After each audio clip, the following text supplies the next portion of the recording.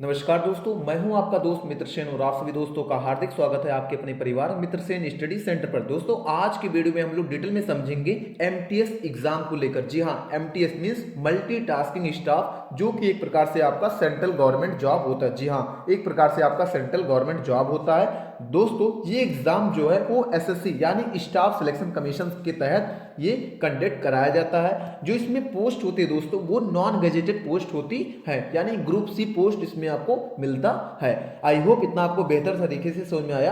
अब बात करते हैं जो एमटीएस यानी मल्टीटास्किंग स्टाफ होते हैं उनको ऑफिस में कौन कौन सा काम करना पड़ता है। दोस्तों तो ऑफिस का सफाई का काम करना पड़ता है, फिर बात करेंगे फाइल को लेकर आना और लेकर जाना, या फिर डाक पोस्ट का काम होता है, और फिर बात करेंगे ऑफिस असिस्टेंट को सपोर्ट करने का काम होता है जो हमारे मल्टीटास्किंग स्टाफ होते हैं। आई तो दोस्तों जो एमटीएस में सिलेक्शन प्रोसेस है उसके लिए एलिजिबिलिटी क्राइटेरिया क्या क्या है। तो एलिजिबिलिटी क्राइटेरिया दोस्तों इसमें आपको केवल 10th पास होना चाहिए। जी हाँ, 10वीं पास होना चाहिए। जो इसमें एज लिमिट दिया गया है वो 18 से 25 साल के लिए दिया गया है दोस्तों, और कुछ पोस्ट के लिए 18 से 27 साल तक दिया गया है। कैटेगरी के हिसाब से इसमें आपको छूट मिल जाता है। बात करते हैं नेशनलिटी को लेकर, तो नेशनलिटी यानी इंडियन होना चाहिए। ये इस पोस्ट के लिए केवल भारत के लोग अप्लाई कर सकते हैं, विदेश के लोग नहीं। आई होप इतना आपको बेहतर तरीके से समझ में आया।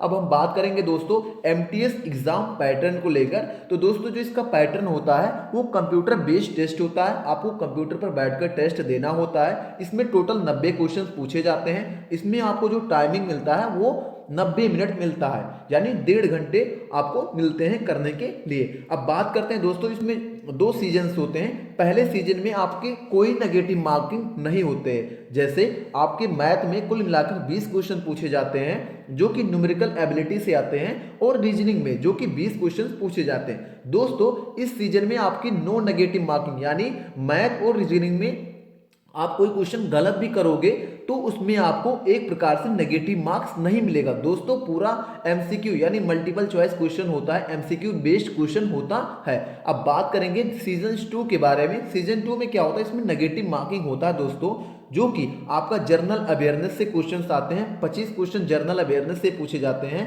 यानी जीके से पूछे जाते हैं। और बात करेंगे इंग्लिश लैंग्वेज से आपसे 25 क्वेश्चन पूछे जाते हैं। आई होप इतना आपको बेहतर तरीके से समझ में आया। अब हम बात करेंगे दोस्तों जो आपको मैथ का सिलेबस है। जी हाँ, मैथ का सिलेबस है। सिलेबस में किस किस टॉपिक से आपसे क्वेश्चन पूछे जाते हैं। तो दोस्तों परसेंटेज से क्वेश्चन पूछे जाते हैं, और प्रॉफिट और लॉस से क्वेश्चन पूछे जाते हैं, रेशियो एवरेज से क्वेश्चन आते हैं, टाइम और वर्क से क्वेश्चन पूछे जाते हैं, और सिंप्लीफिकेशन से क्वेश्चन पूछे जाते हैं। आई होप इतना आपको बेहतर तरीके से समझ में आया। अब हम बात करेंगे रीजनिंग सब्जेक्ट को लेकर कि रीजनिंग सब्जेक्ट से किस टॉपिक से क्वेश्चन पूछे जाते हैं। तो पहला आपका हो गया सीरीज, दूसरा हो गया कोडिंग डिकोडिंग, तीसरा हो गया आपका ब्लड रिलेशन, और चौथा हो गया आपका एनालॉजी। इन 4 टॉपिक से आपसे रीजनिंग से क्वेश्चन पूछे जाते हैं। आई होप इतना आपको बेहतर तरीके से समझ में आया। अब हम बात करेंगे जीके यानी जनरल अवेयरनेस से कहां से क्वेश्चन आते हैं। दोस्तों बात करेंगे हिस्ट्री यानी इतिहास से क्वेश्चन पूछे जाते हैं, भूगोल से यानी ज्योग्राफी से क्वेश्चन आते हैं, और पॉलिटी से पूछे जाते हैं, इकोनॉमिक्स से पूछे जाते हैं, और करंट अफेयर से आते हैं, फिर स्टैटिक जीके से भी क्वेश्चन आते हैं। आई होप इतना आपको बेहतर तरीके से समझ में आया दोस्तों। अब हम बात करेंगे इंग्लिश सब्जेक्ट को लेकर। जी हाँ, इंग्लिश में आपसे वोकैबुलरी से पूछा जाता है, कुछ क्वेश्चंस आपके ग्रामर से आते हैं, और सेंटेंस एरर और फिर कंप्रहेंशन से आपके क्वेश्चंस पूछे जाते हैं। इन टॉपिक से क्वेश्चंस पूछे जाते हैं। आई होप इतना आपको बेहतर तरीके से समझ में आया। अब हम बात करेंगे दोस्तों इसके लिए कुछ अच्छे बुक हैं जिससे कि आप बेहतर तैयारी कर सकते हो। तो जैसे मैथ के लिए आप राकेश यादव सर का जो नोट्स है उससे आप पढ़ सकते हो, या फिर आर.एस. अग्रवाल का ये बुक आप लेकर अच्छे से तैयारी कर सकते हो। अब हम बात करेंगे रीजनिंग सब्जेक्ट को लेकर। तो रीजनिंग के लिए आप आर.एस. अग्रवाल से आप अच्छी तैयारी कर सकते हो। अब हम बात करेंगे दोस्तों जीके। जी हाँ,